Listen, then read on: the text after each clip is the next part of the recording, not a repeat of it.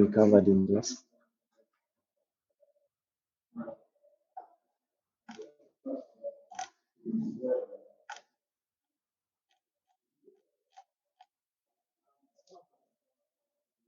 What is the last thing that we covered?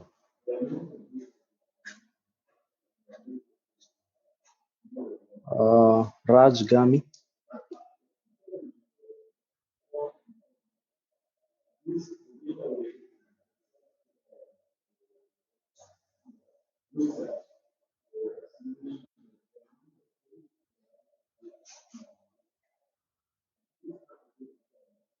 Anyone? Yes, Hassan. We looked at policies. We said that there were statements that partition the states of the Sorry, I system. can't hear you. We looked at what a policy is. Okay. And we say that it's a statement that partitions the state of the system into a set of authorized states. Mm-hmm. And then we looked at components of a policy. Okay. Where we had it should have the purpose, scope, responsibility, and compliance. Okay. Okay. Any? Maybe somebody to help me. Okay. You can recommend someone to help. Maybe Cosmos can help me. Yes, Cosmos.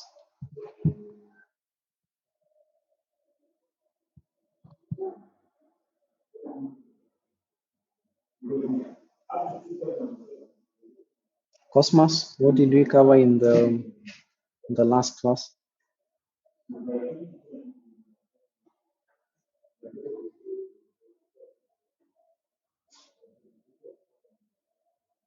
Anyone?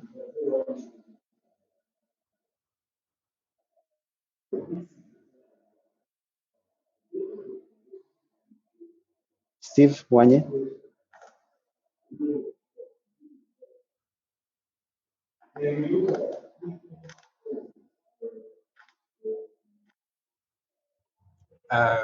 We looked at the NSM layer. Okay. The NSM layers, 7 layers, I presume.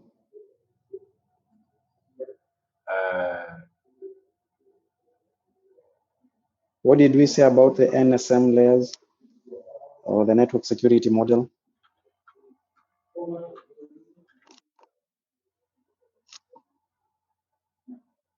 Sorry, I can't hear you. I can't remember that part. Okay.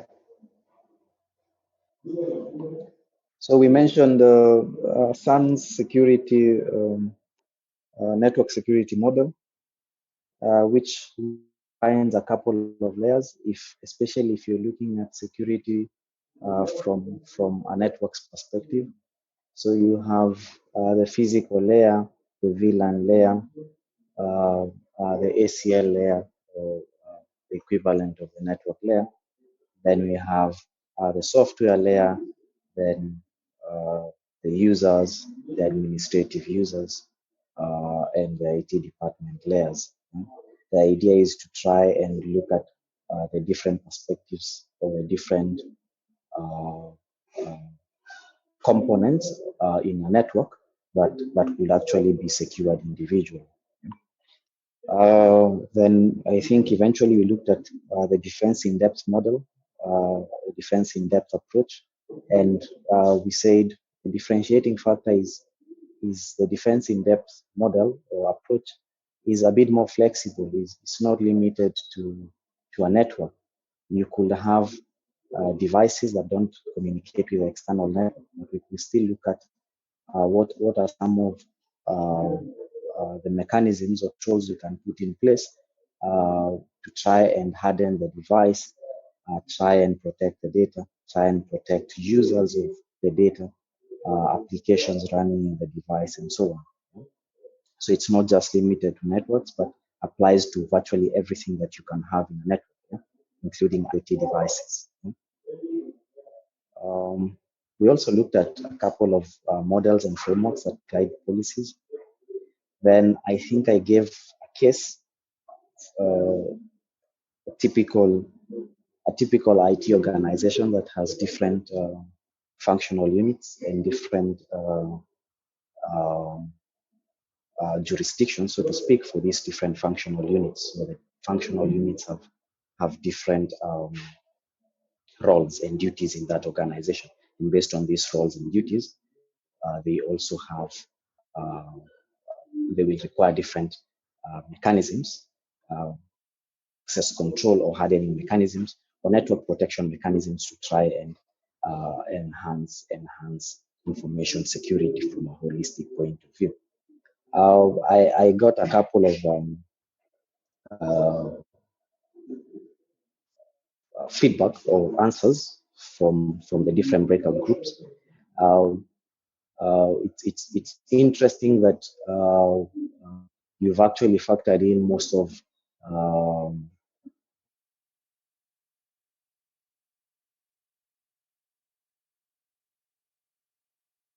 most of the limited because we haven't looked at access control measures, so I can't ask for very specific details at different levels. But the approach was good. Some decided to look at it from a topology point of view, which is a very good approach. It's the approach I will use, simply because when you have a topology, um, you can easily define the nitty-gritties, the specific details at different levels. At the same time, you do not lose the bigger picture. So the topology gives you the bigger picture, and you can go into specific details at different levels in that topology. So you could really break down your components and define very specific access controls. But I am not running this class so that you can think like me. The idea is to simply be able to think and factor in uh, different different facets of security in the different facets of IT that you could have. Yeah? So the other approach was defining the different layers that you could have, physical and logical, and defining the different controls that you could have at these different layers for the different components. Again, uh, uh, gives you the bigger picture from looking at the different layers and then specific components, like what you will do at the physical layer for the router, or what will you do about policies and procedures for the router, or what will you do for VLANs and so on. So I got a couple of uh, group discussion output and try to give feedback based on what you had. Um, uh, doesn't mean what you had was wrong. I was just suggesting things that you will consider uh, as an additional thing to what you already had. I still have, I think, two more that I received a bit late. I will give you feedback in the course of the week, the day, in this case. So what we move to is the third chapter. And the third chapter is relatively easy and simple. And for that reason, we are going to have discussions that try to look um, at this aspect. Yeah? So the third chapter, I believe the slides are accessible from the Google Classroom. Um, so it's about access control mechanisms. Um, so what do you think we mean when we say access control? What does access control refer to?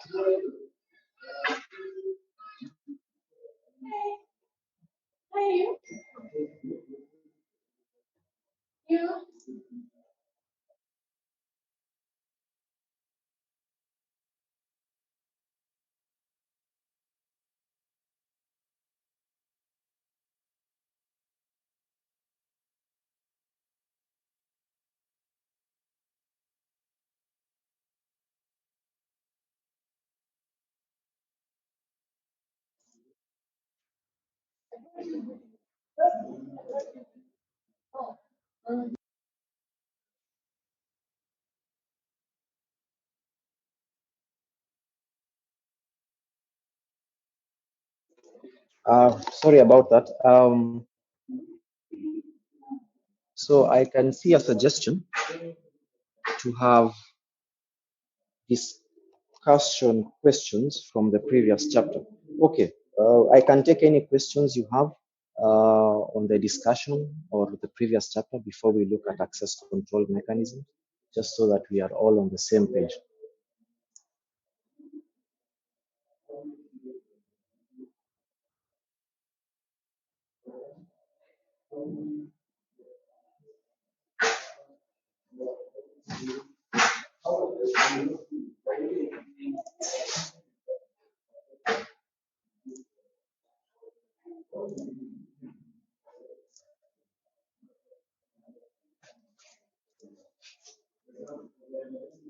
Yes, Gift. Any questions I should address from the discussion in the previous chapter? Not really. I was just suggesting that you give us maybe questions to look at, maybe on how the exam will be set, what to expect, and that's Okay, okay. If that is the case, the questions I will set will revolve, will look like what you had in the case, but the case is something we're building. So I am still trying to have a limit to the questions I can ask, because I haven't, for example, I haven't guided you on discretionary and mandatory access control, and maybe I will ask for the segments of the network where you want to have that or role-based access control. Maybe if you wanted to add uh, uh, a domain server, at what point will you add it, and so on. So we are still building the case, and as we cover more on firewalls, on IDPSs and unified threat management and access control, then we will have a better picture. Then eventually, when we look at vulnerability assessment and risk analysis, what we are going to do is we're going to look at the different mechanisms that we could have at different sections, and what that will mean in terms of cost and in terms of risk reduction. Then we can calculate, we can give them monetary value, and then we will make a decision to probably have two firewalls, to having a firewall and an IDPS detection, intrusion detection and prevention systems, or whether we could have uh, another firewall to probably augment, while having just one for packet filtering at the ingress or egress devices at the entry point of the network. So we are still building the case based on what we've covered so far. So when we do access control, then I will ask for a bit more specifics in what you do in that topology. When we cover firewalls, then I will ask you for a bit more specifics. Then when we cover vulnerability assessment and so on. So it's a case like that, but with a bit more specific expected outcomes. So I hope that answers the concern. Yeah?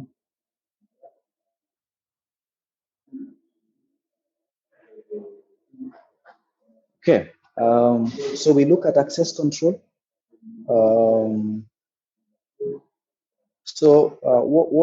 What does access control mean?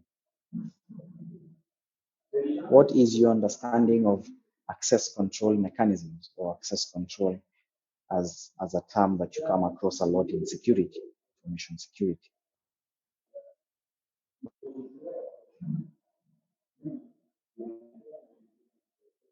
Yes, Brett.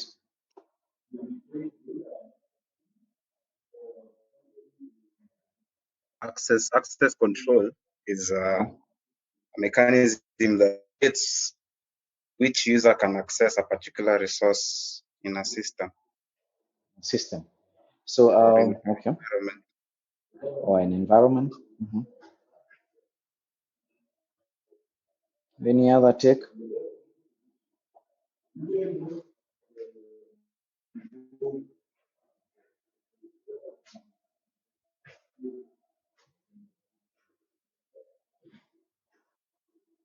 Okay. So yes, access control focuses on who can access what resource. Yeah? Now, in different texts, you will come across a variation of what access control means. In some texts, you will find that they mostly look at who is authorized to access a resource. Uh, so mostly focuses on the authorization bit. In some texts, they try to combine authentication and authorization. And in some texts, they try to look at the bigger picture end to end, from authentication to the ability to actually verify who accessed what resource and in what context, and whether that was something that was allowed, something that was a violation or an infraction of the policy. In my case, I want to look at access control mechanisms from that point of view, where we look access to resources end to end, from point of authentication into possible auditability of the system. Yeah? So when we look at access control, we are looking at three main sub-processes, which is authentication, authorization, and audit. So based on what you've covered in your previous classes, what is authentication in your own terms? What is your understanding of authentication as an information security process?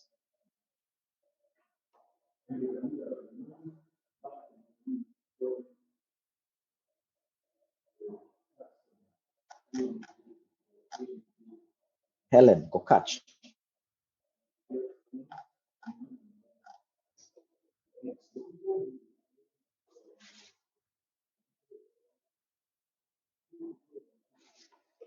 What is authentication as an information security concept? What is your understanding of it? Yes, Atuti. Brett. It's the process of verifying the identity of something. Okay. Genuine or something. Sorry? If it's genuine or something. If it's genuine or genuine, then it is authenticated. Use it in a sentence. Verifying the identity of something, whether genuine or not. So in that case, how does authentication differ from authorization?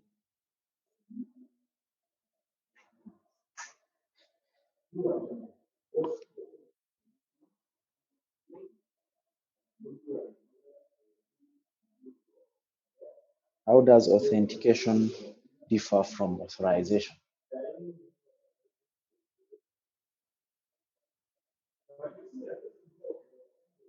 Yes, Stacy. I'm not very sure, Okay. but I think authorization is the process of giving permissions to access some resource.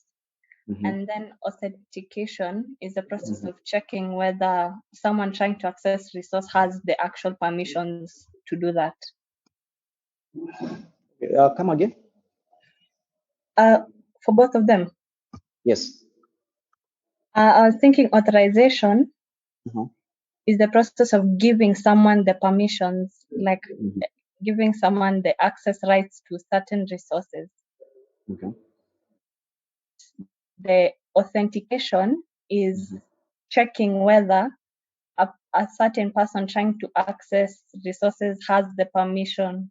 The authentication is the checking process of whether the person should access the resource. Yeah. Okay. So authentication is generally trying to ascertain that a user, a subject, is actually the person they are claiming to be. Yeah. So it's the verification of some identity for that user. Yeah. So if this user is defined as a user identity in a system, then we can only verify that they are who they say they are by trying to provide some sort of challenge that they can give responses to. Yeah? So authentication is trying to verify that the person is actually who they say they are. Authorization is trying to look at individual allowed to access the resource that they want to access, context, or in the manner that they actually want to access it. So you could have authenticated users that are not authorized to access resources. Yeah? So you could legitimately log in to a system, but you're not allowed to change any files in that system. So you are an authenticated user, you are a verified user, but you're not allowed to do that particular process. You're not allowed to change something specific. Now, when we look at authentication, uh, now that you've done this before, we can have more of a discussion. We have authentication based on a couple of things. Yeah, we could have authentication that is based on what individuals know. We could have authentication that is based on what individuals have, and we could have authentication that is based on who they are. Yeah.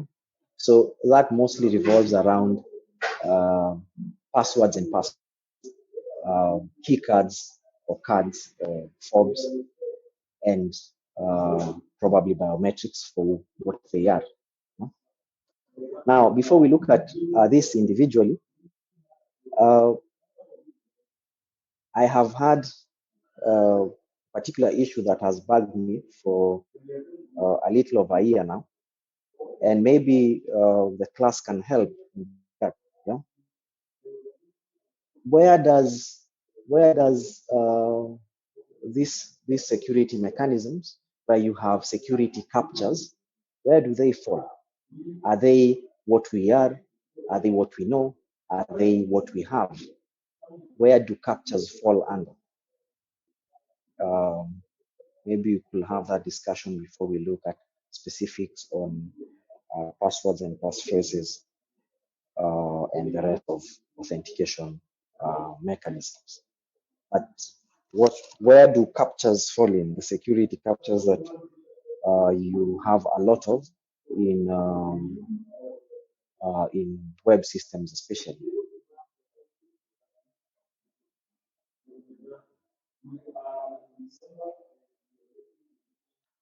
Yes, Vanessa.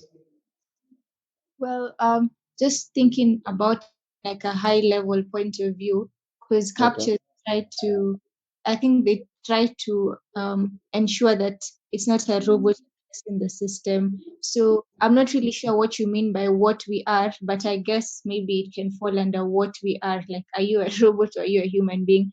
But I think it will be better if you explain like what consists of what we are. Okay. Um, Fair enough. Yes, Anthony. I wanted you to repeat the three categories. I didn't quite get them. What you know, what you have, and what you are. Okay, so what you know is based on knowledge. You being able to recall, or you being able to decipher some information that is in your control, that is accessible to you. So in the case where you have pins, you have passwords, you have some value that you can use to calculate another value and provide the new value, then it's based on what you know, especially if what you're doing is just reading the value, is not having the value stored in a particular location. Yeah? So something you know is based on that knowledge and ability to recall or make sense out of some information that you have.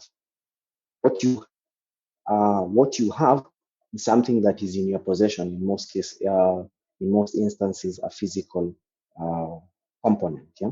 So you have a key card you can use to access a room. You have an ATM card that you can use to withdraw money. You have a student ID that you need to show before you get into Strathmore. That's something you have. You have a car key fob that you need to have for you to probably ignite the car. Yeah? So that's something you have. And something you are is something that is defined in you as an individual, what you are as a person. So what you are in terms of, say, your fingerprints, what you are in terms of your iris, what you have in terms of how your vocal cords vibrate, what you are as a person. So they pick up physical attributes of the individual. That's what you are.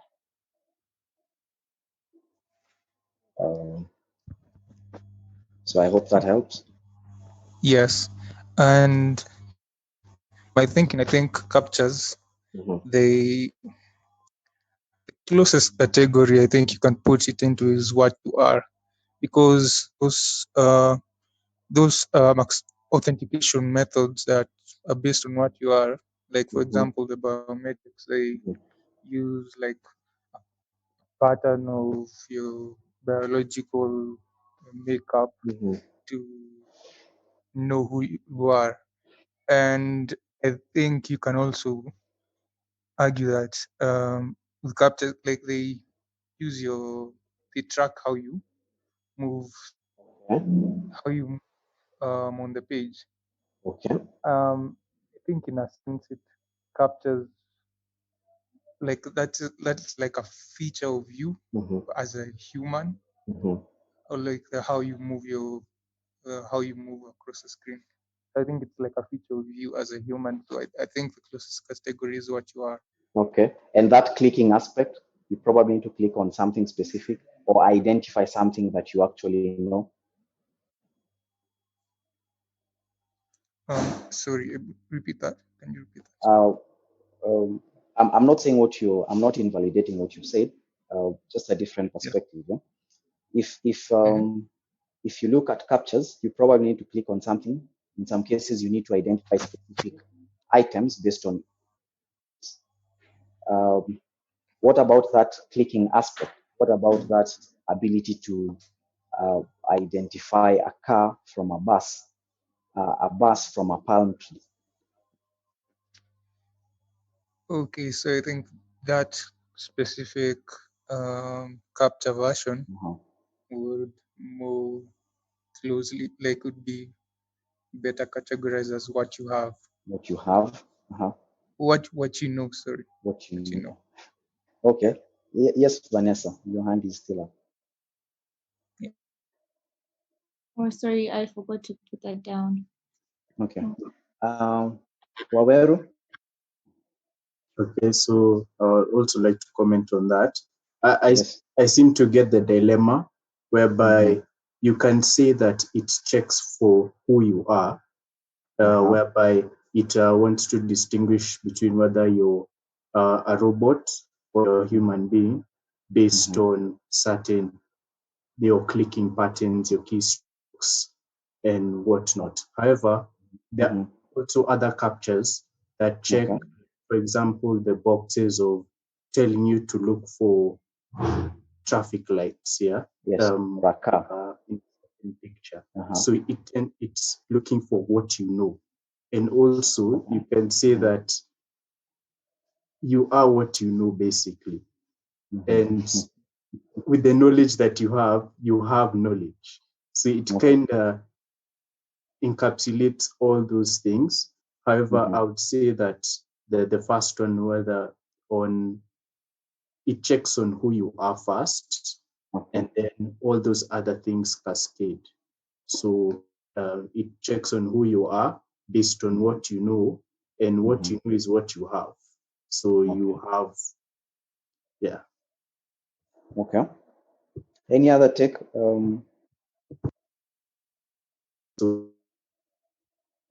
I don't believe there's a wrong or right answer. It's as long as you can justify your point of view. Yes, Cyril. Okay, so for me, I think they have understood. For example, first of all, I like to the way something you are part of what I've understood. It's something that defines you as a person uniquely from somebody else. Like the way you see the fingerprint, retina, and the face. No one else in the world has your fingerprint. Okay. But something you know, it's in terms of where you find that. Let's say, for example, you know the difference between humans and computers, you find that computers they only deal with 0 and 1s, but now they can't do that using pictures. So that's where captures come in, so that it can cap the how is it called? Captures are brought so that it can cap computers generating either accounts or hacking, something of that sort.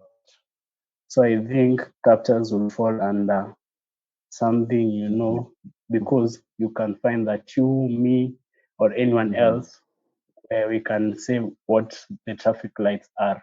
It's something that what can I say? Something that defines as the human being. It is captures are brought as a security mechanism against computers, not against other human beings. Okay. So it's something you know. Yeah.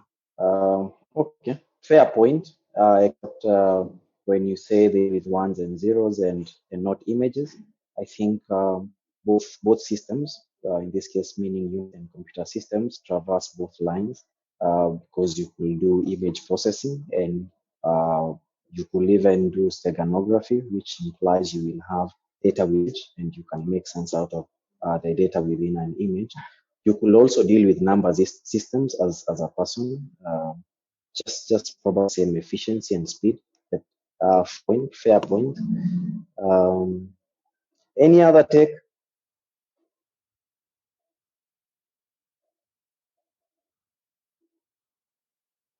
Any other take on captures and where they fall, or probably combinations of where they will fall? You could have a mechanism that combines more than uh, one scenario here.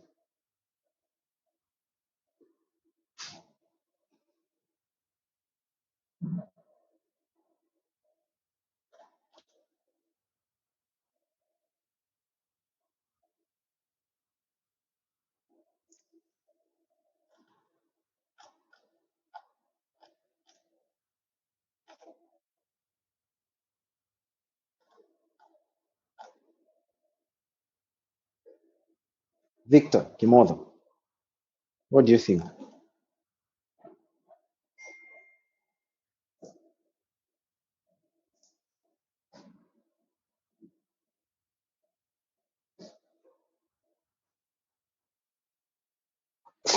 I think I agree with with whatever has been said. I have nothing to add. So agree with them in every sense of the word, in terms of intonation, even where they paused, you will pause. No.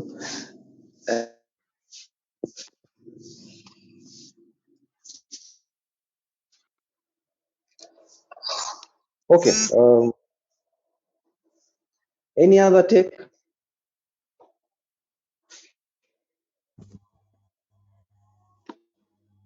Yes, Anthony.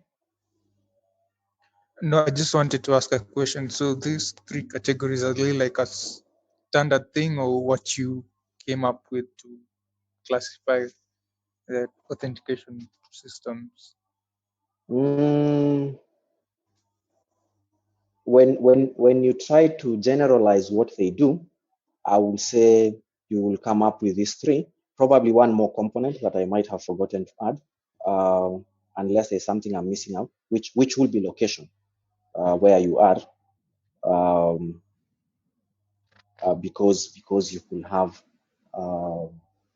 services or processes that are triggered based on location, for both systems and networks. Yeah?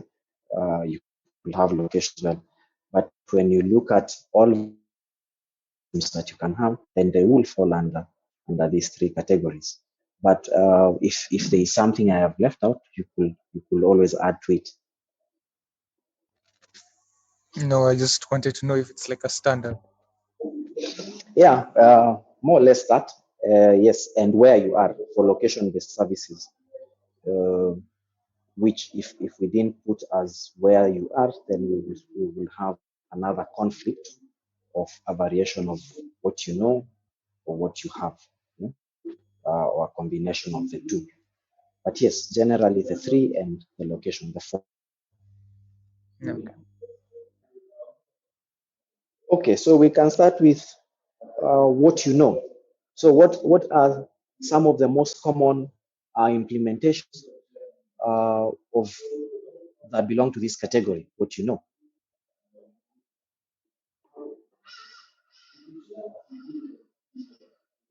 You've done this before, yes? Uh, any common implementations of what you know?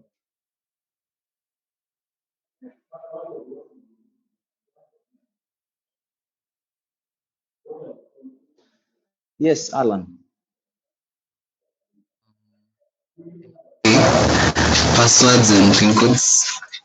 Passwords and pin codes.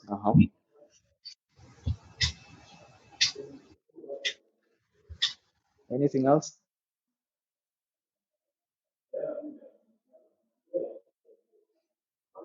So yes, Amani. What about the security questions that you usually fill when you're creating an account? So when you log into ICE, you are prompted to ask questions. Sorry, I'm not getting clear. Okay, can you hear me clearly? Yes, now I can. I'm talking about security questions that you're creating an account. That when you log into another device, let's say your laptop, you're asked to answer those questions to verify it. Yes, there could be part of this because it's what you know. They do not have to be exactly the correct answers to that question from an objective point of view. They are a bit more relative. You could have any answer you want, but yes, it's some form of cognitive passwords. Okay? Uh, you might have the same questions for individuals who probably grew up in the same town, but you have different answers depending on what resonates to them as a hometown, for example. So yes, they will fall under cognitive passwords. Yeah? So yes, username password combinations are the most obvious implementations of what you know, of something that you know. So you normally have uh, some public statement, which is normally known, and then something that is a bit more private for that particular individual. So the username is a bit more standard, might be known across an organization or an enterprise, but the password is a bit more private. So it's a combination of something a bit more public and a private response.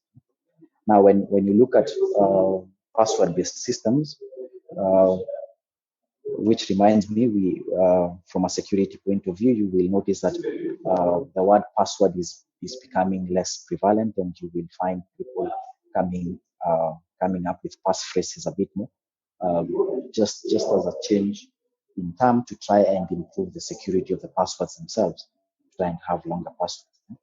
So you could have password systems based on what you have in your slides. We could have what you will have in a normal device. You have local accounts and you log in based on credentials defined in the local account. So you will have local storage and comparison. Then you will have a centralized scenario. So you have a common point of the AAA authentication, authorization, uh, uh, and accounting or auditing in some cases. So when you have active directories, say based on Microsoft AD or LDAP, then you could have a centralized point of storage, which is normally accessible across the network. Very noticeable when you do logins within Strathmore, then we have an AD that provides this centralized storage and comparison. In networks, we normally have um, uh, password access authentication protocol, PAP, and we have challenge handshake authentication protocol. Now, challenge handshake authentication protocol is also a bit more common in web systems. So I'm sure both classes cutting across ICS and telecoms will come across the two. So password authentication protocol is a very low level authentication protocol that tries to identify nodes in a point-to-point link. A point-to-point link simply implies we do not have a shared link. We only have uh, one sender, one receiver. We only have two devices on on both ends of the medium.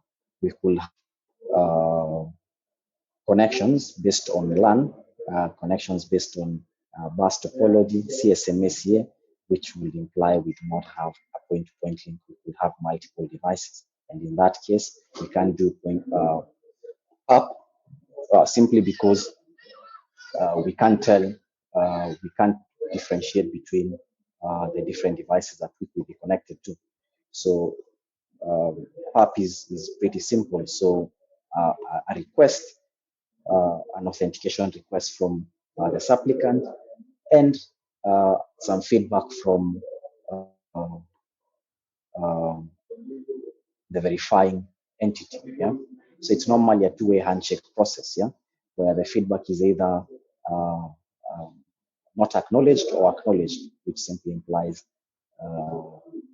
login or denial of login. Yeah? So PAP is based on passwords, something that is known, normally used at the link layer to try and identify components in the same network. We have challenge handshake authentication protocol, which can be argued in two ways. Can be in something you know, can be in something you have. Now, when you have the password, you provide a password, then you might provide a password and get a challenge based on the password, or simply get a challenge based on the password, and you will generate a response based on this password that you already know. And what is sent across the network is the feedback, is the response, the output of an algorithm and the password that you had, such that you now have a response, and the response is calculated on the verifier end, and the comparison is done. So if the password was right, then the response will be right as well. And access is granted based on the ability to match or um, uh, having congruence between what has been calculated by uh, the person or the entity requesting access and the entity that grants access. Yeah? Then we could have um, uh, the Cabero system, which is a ticketing system. Implies you have to have a valid ticket for you to get access. So we have a ticket granting service, then a ticket verification service, which looks at the ticket and the validity of the ticket before you give an access to a system or an environment. Then we have one-time passwords, a bit more secure, especially for systems that are a bit more sensitive in terms of access to data. You will come across this a lot in mobile banking and internet banking. Now, before we move on, uh, challenge and response systems, CHAP especially, is a key security mechanism across multiple systems. So what are some of systems that you've come across that are based on CHAP, or challenge and response for authentication?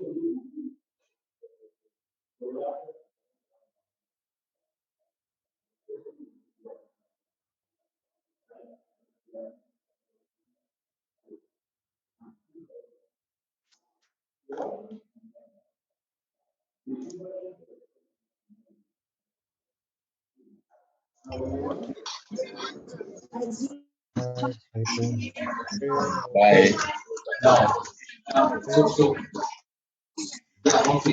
Like plus 12.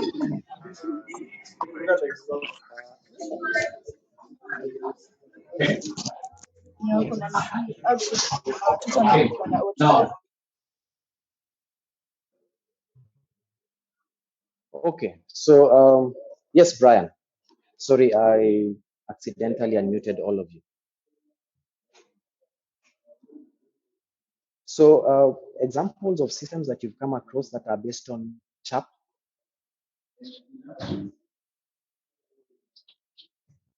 Yes, Anthony. I think the Google thing where you, if you forget your password, you can try to reset it using like security questions that you would have set earlier. So things like I think one of them is like who is your best friend? Those security questions. Okay. Okay. Yeah. So I think that's one of the challenges. Okay. Okay. Then respond.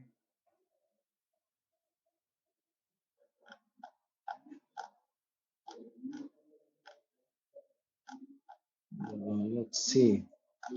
BTC group. Victor Miranga. How does authentication happen across mobile networks?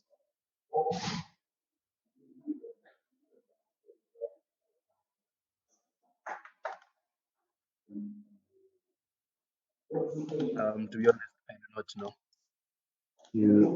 Okay.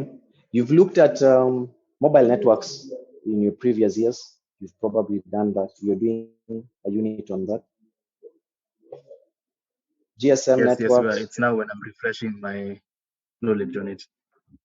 Okay. Anyone? BTC group, I think you've come across very many CHAP-based systems. Maybe you can share with the rest of the class.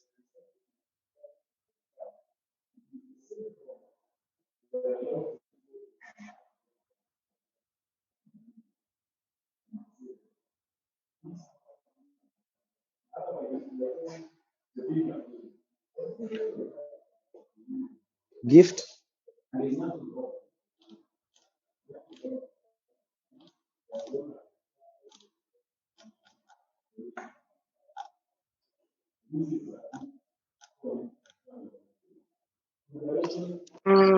Okay. Basically, there's usually a server, and now we have module. So,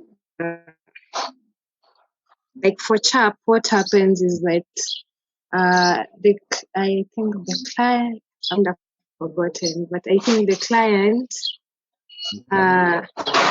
requests authenticated by the authentication server, and then the server sends a challenge, which can be maybe something to solve, maybe mathematics or something, and then if the client correctly solves the challenge, then now from there it can be authenticated. I think that's what I mean. Okay, fair point. So yes, someone's hand is up. Yes, Victor Kimodo. Okay, just to add to what Gifter said, I think the server will request for authentication from the client, and once the client gets the message, it will send its authentication image, and then server will look at it.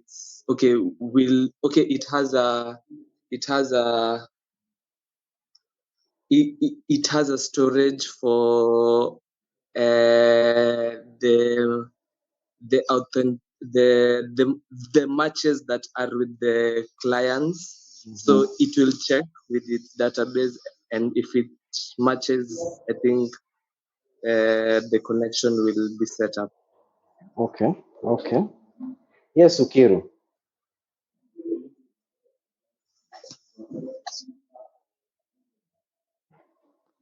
Peter Hello? Ukiru. Yeah, hello, sir. Yes. Yes. Mine is mainly a query. Can you Yes. say the way CHAP works is mainly similar to the three-way handshake? The three-way handshake for TCP connections. Yeah. Can you say that? Yeah. Will be, but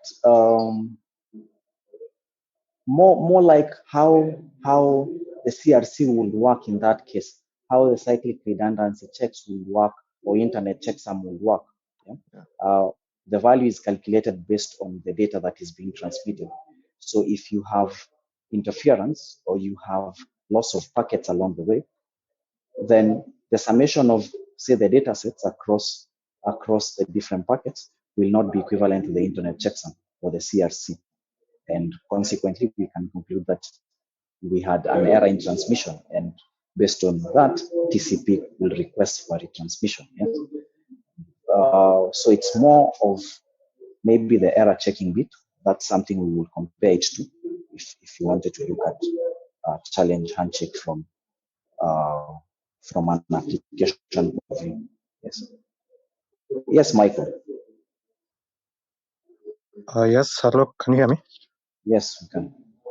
Okay, another example of where authentication is used in mobile networks is where during the call setup process, there's a point where the mobile switching center requests the originating mobile station for the MS-ISDN number, which is basically the mobile number of the terminating mobile station.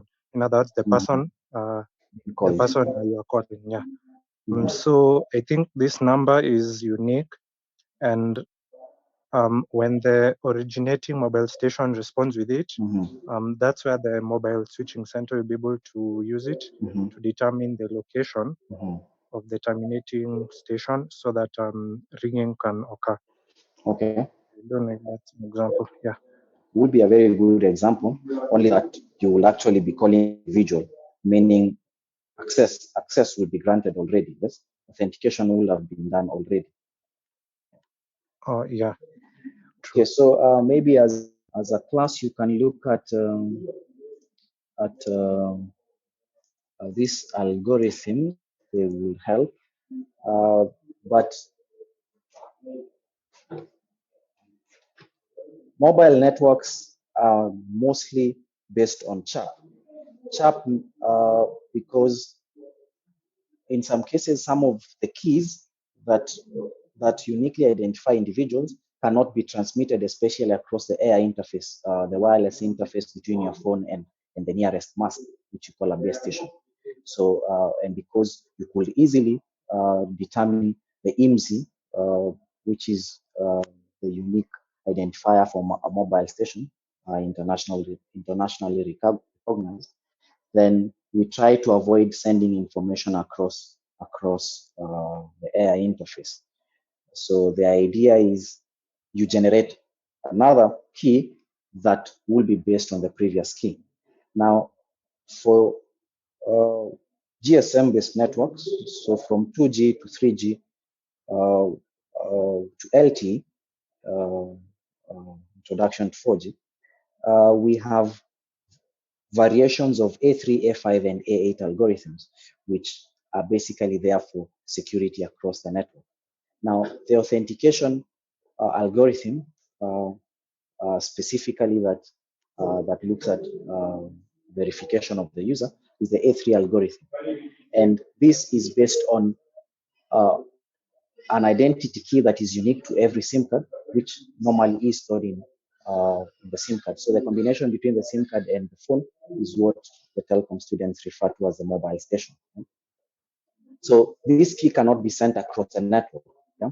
But this key needs to be authenticated, needs to be verified to be a valid key. So what happens is every time the device wants to access network resources, then it must, one, update the location, because this is a mobile device, it's not fixed in a particular location. And two, this device needs to verify that it's actually an authentic user of the network, a device that should be able to access network resources. So it requests access to network resources. So based on the server on the other end, which is normally the mobile switching center, tries to authenticate the device by generating a challenge, uh, a 128-bit challenge, which is sent to the client, which is sent to your mobile station. So the challenge and the key will be XOR to try and generate some response. And the switching center will also do the same thing based on the challenge. So if what we have from the mobile switching center, which is a signed response, and what we have from the mobile station, which is a response to the challenge, actually match, then we are certain that the identity key is verified. If they do not match, then the identity key is not a valid key. So that was a very basic algorithm that was conceived for 2G networks, and variations of it have been implemented for 3G and 4G networks. The only difference is the length of the keys to try and include other components that have been included in the architecture when you move from 2G to 3G, 4G. Additionally, since you can have identities that cannot be sent across the network, then we could have the identity combined with a different value, maybe a code for a particular location, and generate a temporary identifier for that device. Then we will still have another variation of a challenge handshake authentication protocol.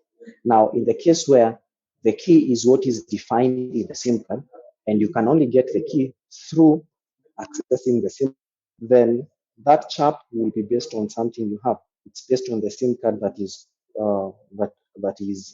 contained in that device, because the key is not freely available on the phone's memory. The key has to be read from the SIM, the subscriber identity module. Yeah. So based on such a scenario, then we could have challenge handshake authentication protocol that is based on something and some.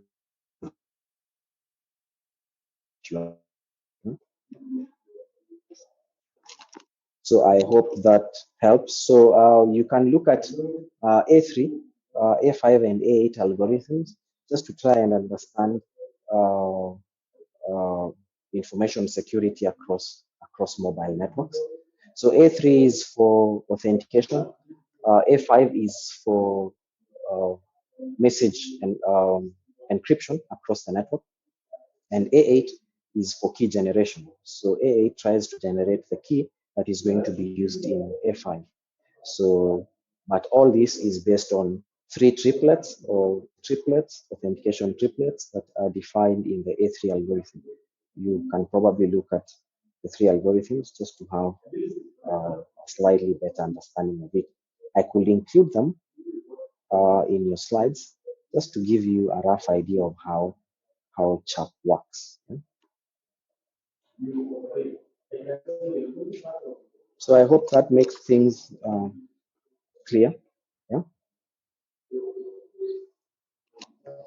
Now, so we could have static or dynamic passwords. We could have, in the case of dynamic passwords, we could have one-time passwords. We could have passphrases. We could have as a manual suggests. Yeah? Now, at this point, it's a recommendation to have passphrases as opposed to having passwords. Now, why is it recommended to have longer passwords? What is the implication of having complex or longer passwords compared to what we originally had? If you look at some systems at this point, they will only take passwords that are at least 12 characters long. What are the implications of having these phrases as opposed to passwords? Meaning longer and complex passwords as opposed to shorter and easier passwords.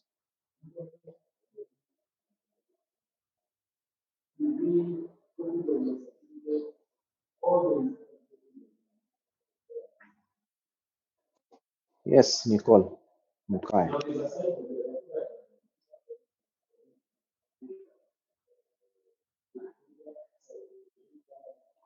Yes, Nicole.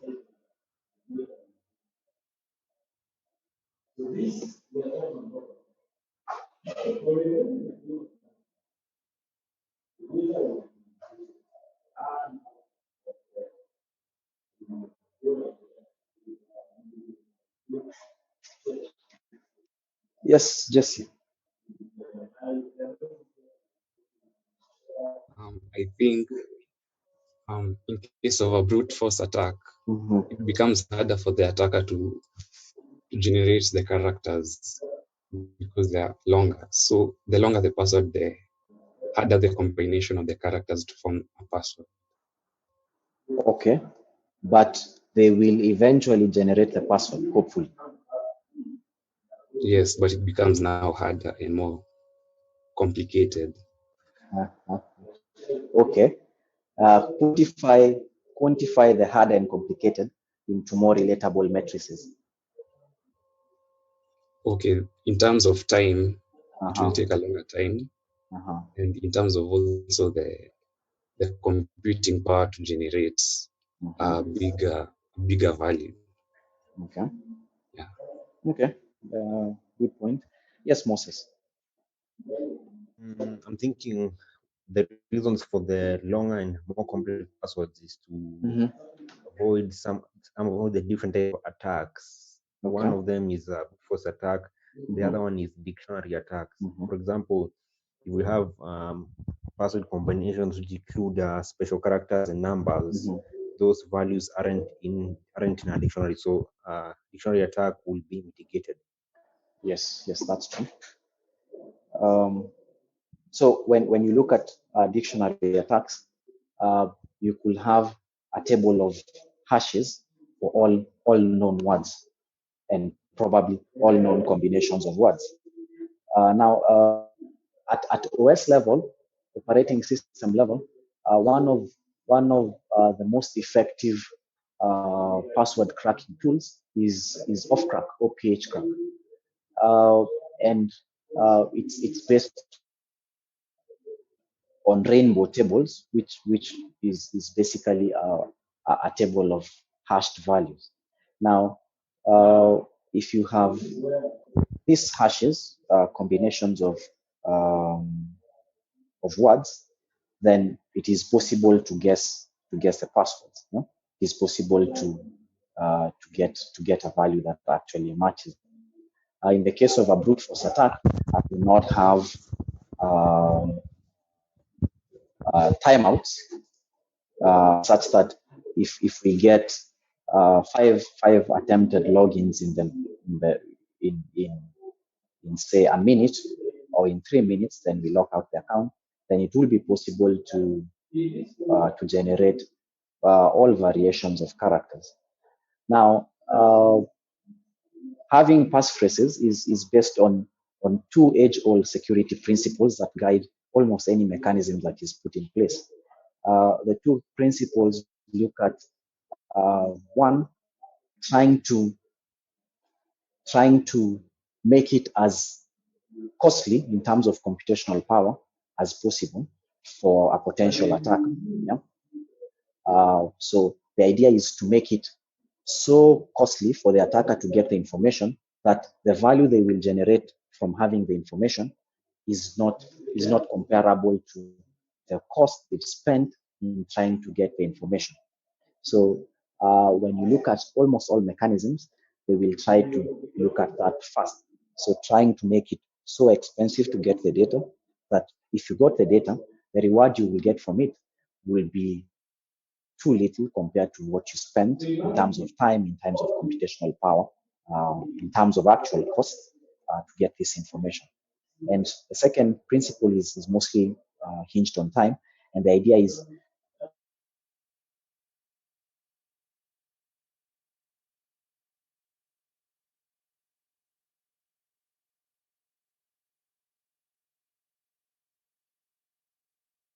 Strathmore's financial records, if that's what you're after. But before you actually get to the information, it's probably 20, 30 years. So the financial information for Strathmore in 2005 will not be meaningful in 2030. So most mechanisms try to look at these two things: increase the time it takes for you to access the data, or increase the cost.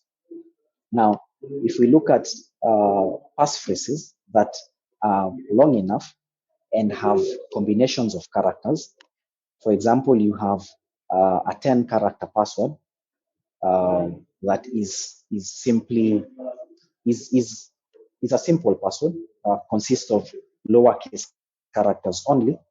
Then the only way to look at how complex or how much computational power you will need, or even time, you have to look at the mathematical combinations you will need, or the mathematical combinations you will have to go through to break this password. So if you have 10 characters, all small letters, then the range of possibilities you're going to have is 26 raised to power 10, is it?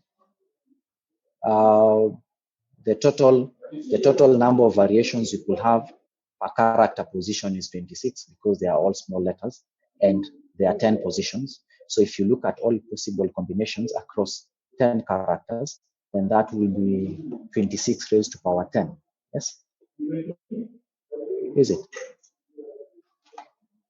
Magak.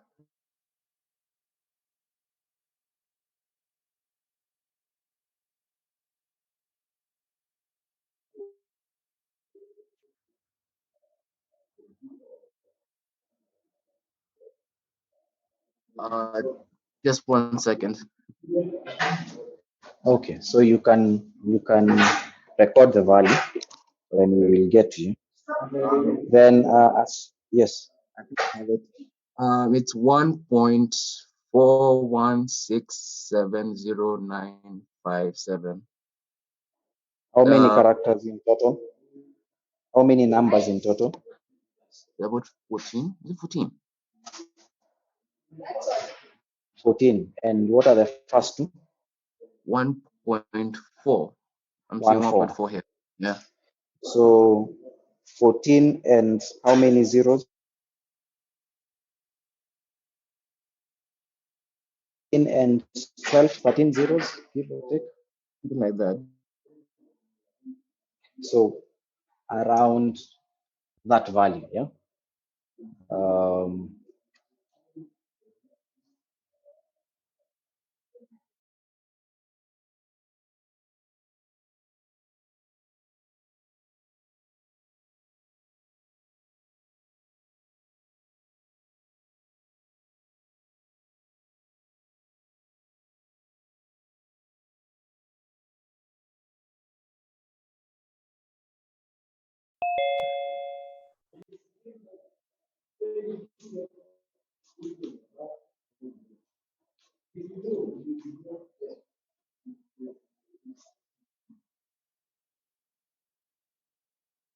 Presume.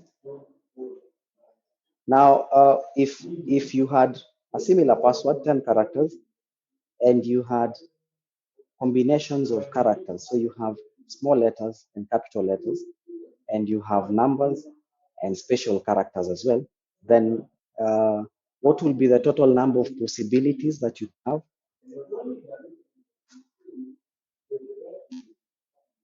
So assuming 26 characters of the alphabet, small letters and capital letters, that makes it 52.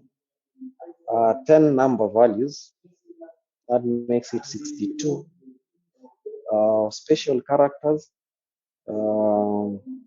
assuming what 12 of them, that makes it 74. So mathematically, you will have this value, yes, give or take. So if you look at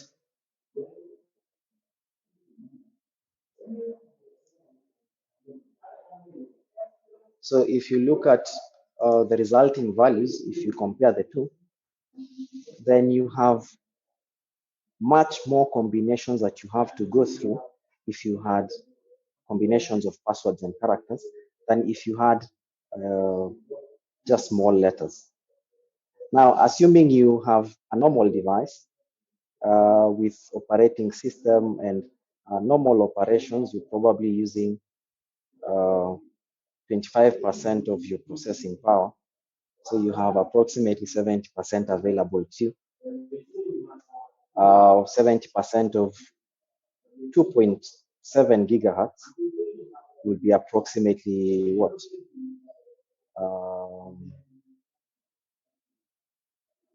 Probably 20, which will be 2 gigahertz. So if you're doing 2 gigahertz, assuming each combination is a floating point operation, and your device can do up to say 2 billion floating point operations per second, then how many hours or seconds will you need to break this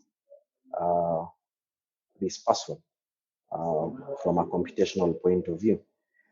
So this divided by around 2 billion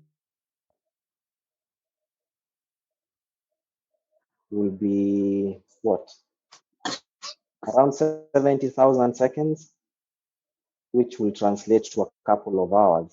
Now, if this was passed across a combination of bots, so multiple bots, maybe 10,000 bots, then the hours change to a couple of minutes. Yeah? If you did the same thing for this, then you will probably need years or hundreds of years. Yeah? So from a mathematical point of view, the total number of combinations we will need to go through to break or brute force a password that is 10 characters long and probably has up to 74 possibilities will be much, much higher compared to the amount of trouble you will go through this. Yeah? Consequently, the total amount of time it will take you to break the password will be too long for you to even try. Yeah? So, so that is what it means to have passphrases that are a bit more complex. Yeah. So having variations of characters more or less gives you more possible combinations, and that makes it a bit more difficult. Yeah? Now, if I'm simply trying to get password to get access to a workstation in the office, then it doesn't make sense for me to go through all this. Now, if I was trying to do this to get access to a user with probably administrative or management privileges, they could probably manage network devices across the network, then maybe I will go through the trouble. But if I am going to wait for 20, 30 years to get access to this, and the intention is to simply have access to a particular data set or to simply bring down the network because I do not want students to be able to print their exam cards or to access their exam cards. And I will wait for 30 years so that I cannot get an exam card to probably get into an Issd class. So if it's going to take you 30 years, then at that point, probably your uh, grandchildren will be the ones doing the exam for the Issd unit. Yeah? So from a computational point of view, a passphrase will make it too difficult, too costly to try and get the data. Yeah.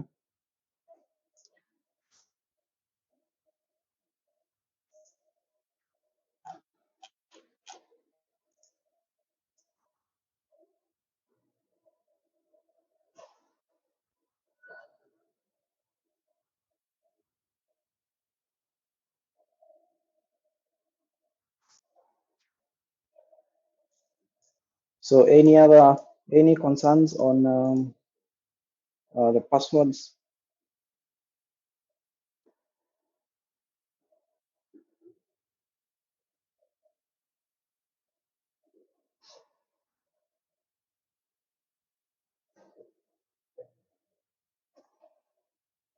So what are some of the shortcomings of having passwords, username password combinations as the authentication mechanisms in a system? What are some of the shortcomings?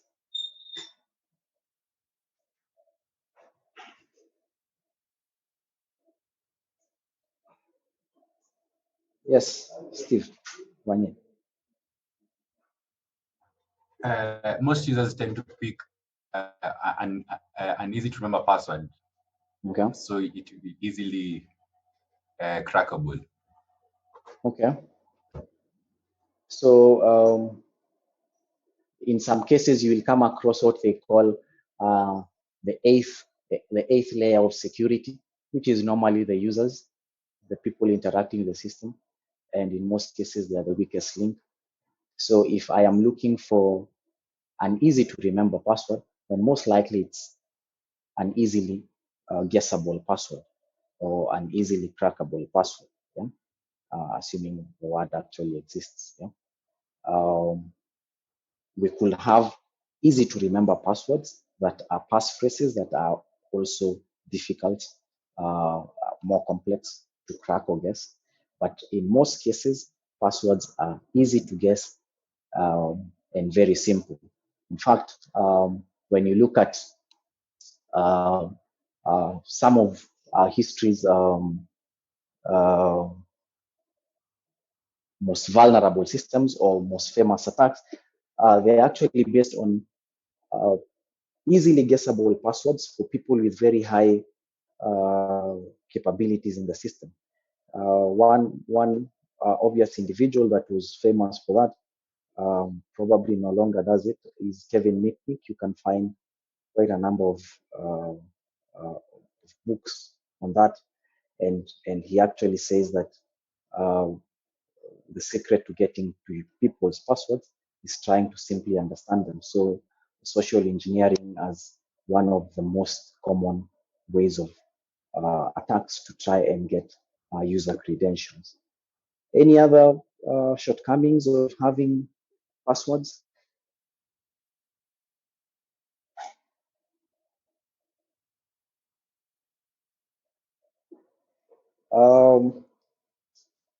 Some big mistakes that are done from a network administration point of view is using telnet remote configuration protocol, yeah? Or other protocols that transmit data in plain text. Yeah? So if passwords are transmitted across in plain text, then it makes them a bit more vulnerable. Yeah. So in the case where you have remote configurations and commands are sent in plain text, then that makes it even easier to actually get access to these passwords. Yes, we have people who remember passwords. I have nothing against remembering passwords, but it's important to look at the devices that you remember passwords in. Now, if you remember passwords in devices that are not just accessible to you, then it becomes easier for other individuals to get access to your credentials. So we could have some policies. Yes, question. So what are some of the policies you could have in place to try and have better, more secure passwords? For example, we could have policies that define the complexity of passwords.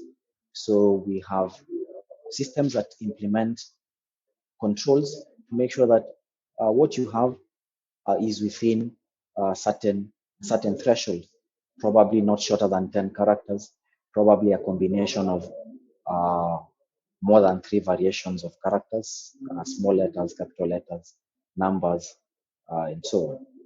We could also have policies that revolve around password aging. So every time you reset your password, then you have a timer. The timer is based on some timeline, a fortnight, a month, and it becomes mandatory for you to change the passwords every now and then, as long as the threshold is met. Then we could also have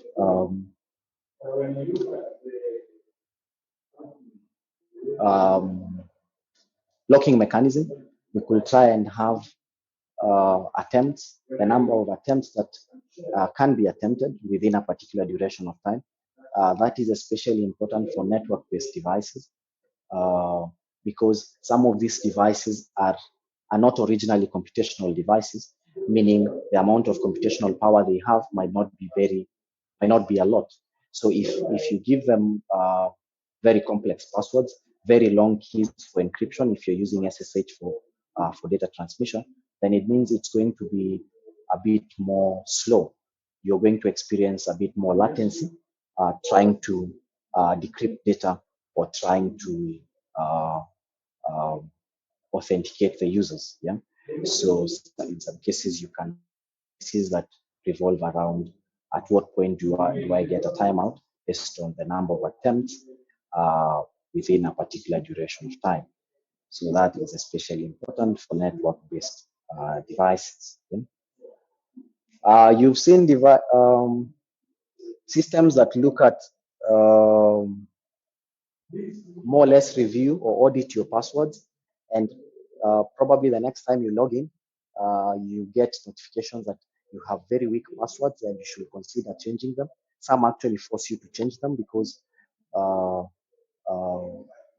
having very weak passwords would mean the entire system might be vulnerable depending on your level of access in that system. Okay?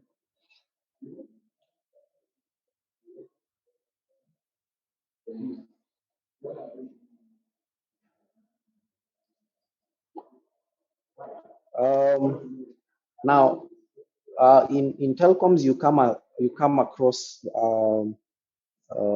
data encryption a lot. In um, computer science and programming, you come across password hashing a lot. Yeah. Yes, you could hash passwords, store passwords as hashed values as opposed to plain text values. But as long as the passwords are based on words, dictionary words or known words, then you could easily get a hash of all passwords. And since the algorithm in most cases is known, then we will just compare what we have and what is in the DB. Yeah? So what are some of the things that you developers do from an ICS point of view in this case? What are some of the things you do to try and increase or improve the strength of passwords despite having hashing as a mechanism for security?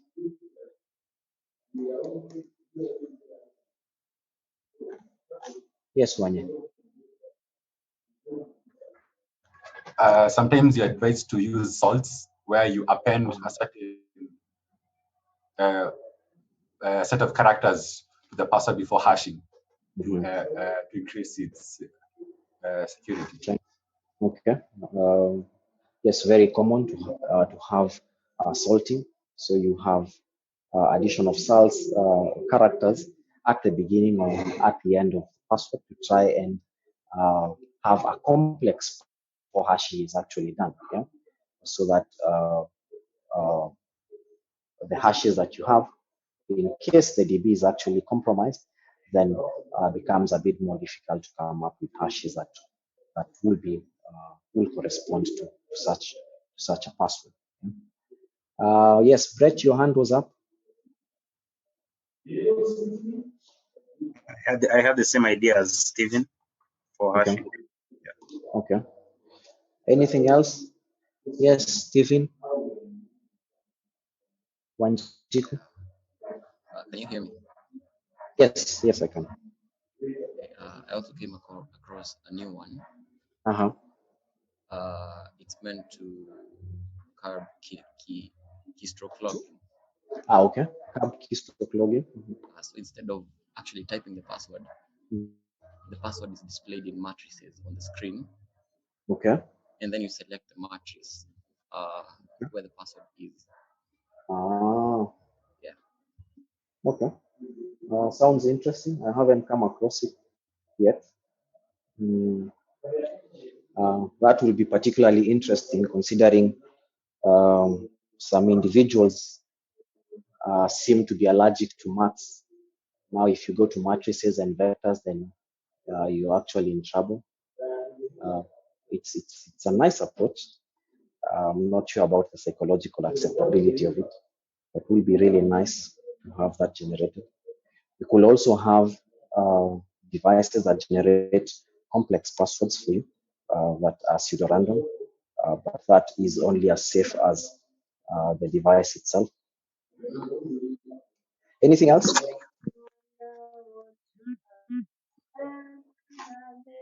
Yes, Hildegard. Hildegard, you have something to say?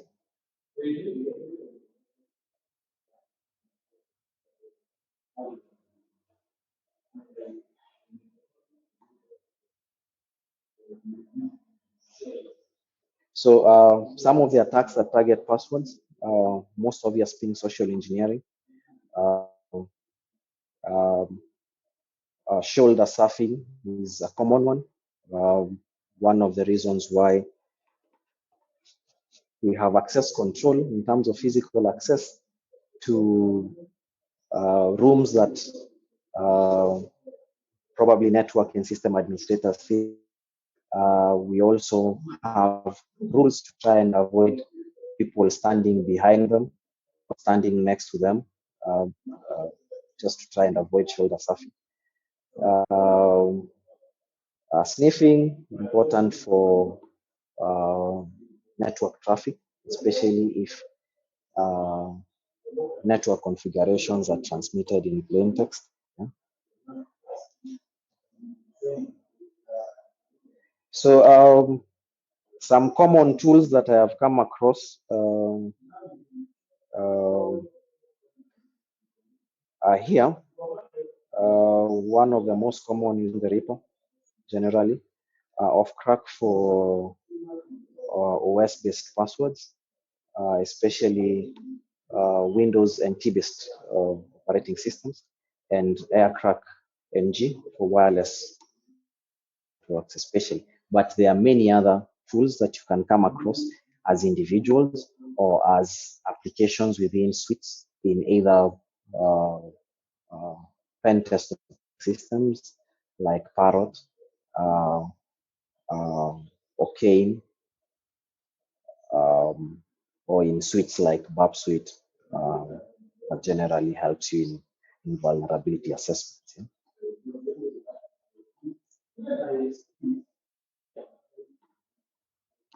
Then we have something you are, which we generalized as biometrics.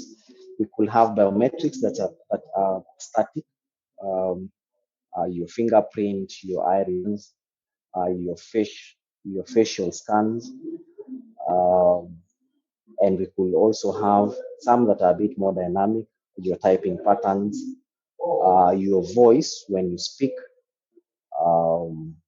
your face and how you blink. Yeah? So we could have something a bit more dynamic. Yeah?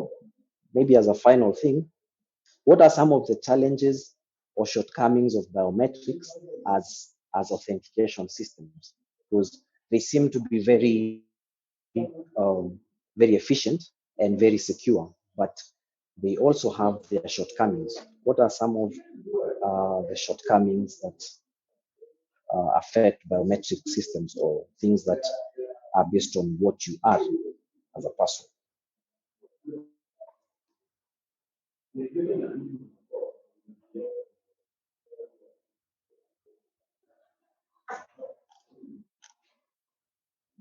Innocent, Magoth.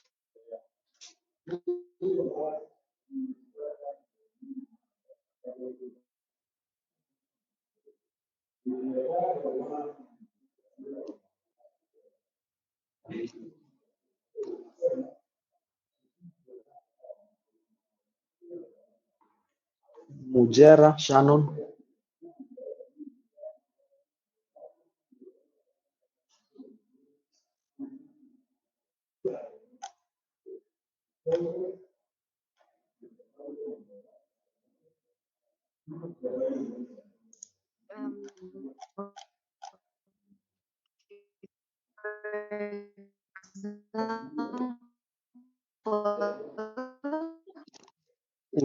We can't hear you, Shannon.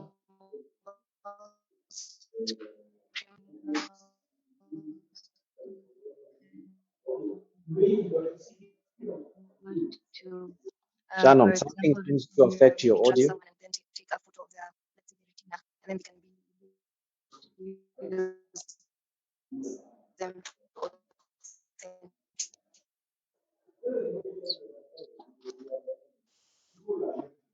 Unfortunately, heard anything you've said.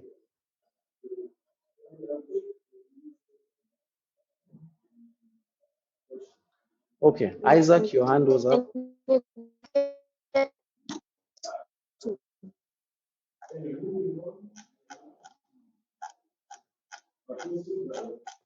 Oh, hello. Can you hear me? Yes, we can. Okay. For biometric systems, what I have come across is that two types of errors that occur: the false acceptance rate and the false rejection rate. Now, this is when the device accepts now an unauthorized person. Now that's FAR, and it rejects an authorized person. That's FRR. So errors like the error rate of these biometric machines can be a problem in this case. Okay. Lots of false positives and false negatives, depending on how the biometric systems extract their features with regard to that particular uh, um, authentication image, whether it's the fingerprint or the iris. So, based on how features are extracted from the image, then we will have very many false positives and false negatives. So, scenarios where unauthorized individuals are actually allowed to access the system, and where we have authorized individuals not allowed to access the system. So, we can have the case of false positives and false negatives. Anything else?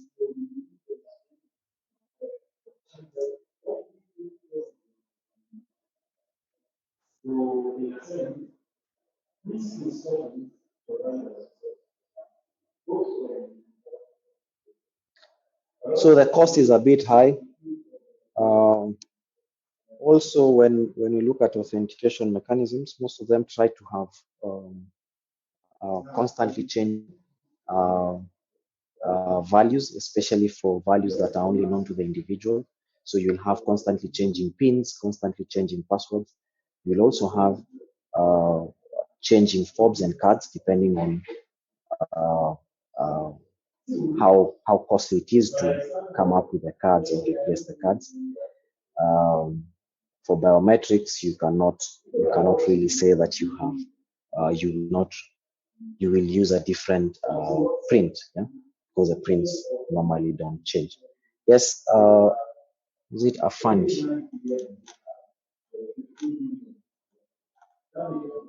A fundy? Your hand was up. Yeah, but I think I don't ask the question anymore. Okay.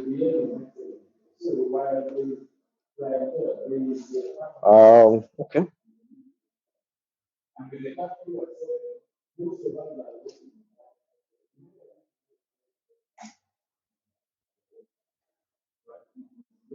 Then finally we have what you have. Yeah.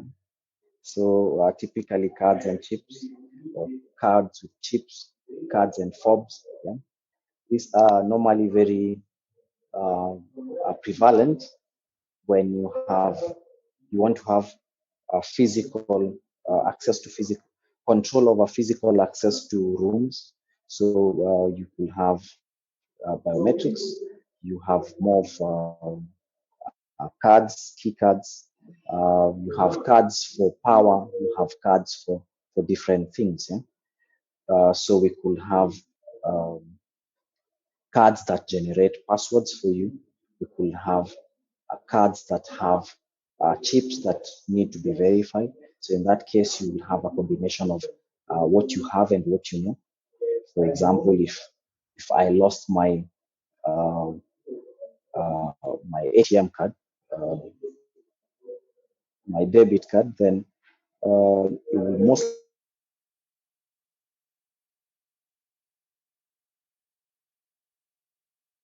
likely be very useful if what you intend to do with it is online shopping, mostly because uh, the identifier is also on the card. Yeah? Um, so depending on what you want to do. So something you have, mostly the cards. In most cases, you'll have them accompanied with something else. Uh, Most likely something you know. Yeah. We can also have a challenge response scenario like what we have in mobile networks. It is based on the presence of the SIM card, yeah? Not based on the knowledge of the identity key, but presence of the SIM card, which is accessed every time authentication needs to take place. Yeah?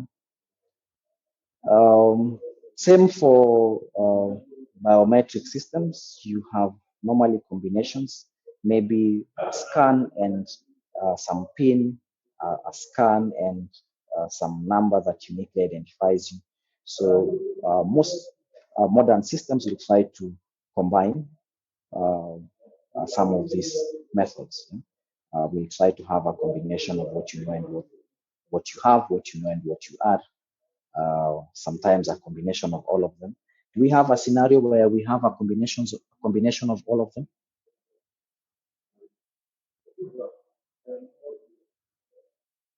Any scenarios where we have a combination of all the possible authentication methods?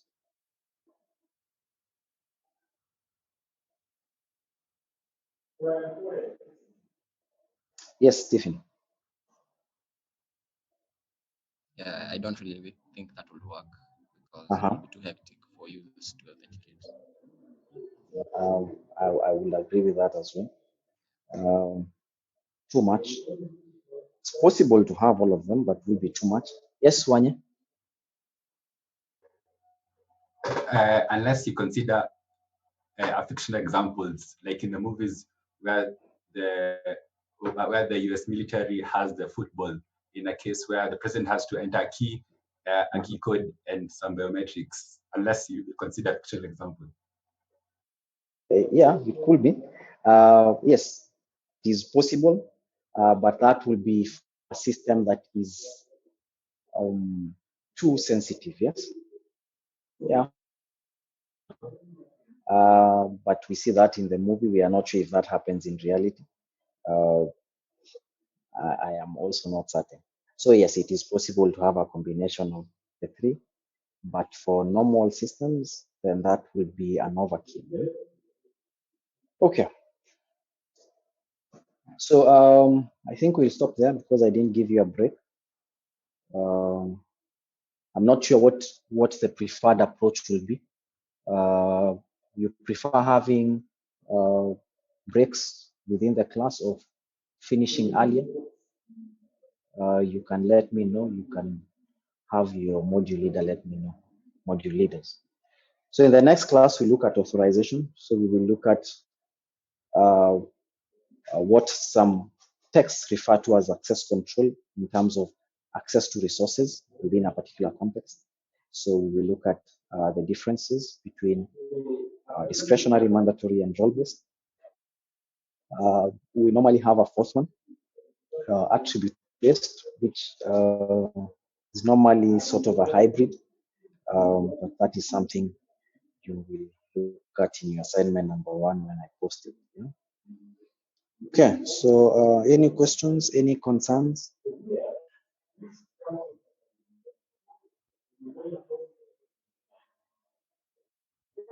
In the meantime, get your admission numbers and names.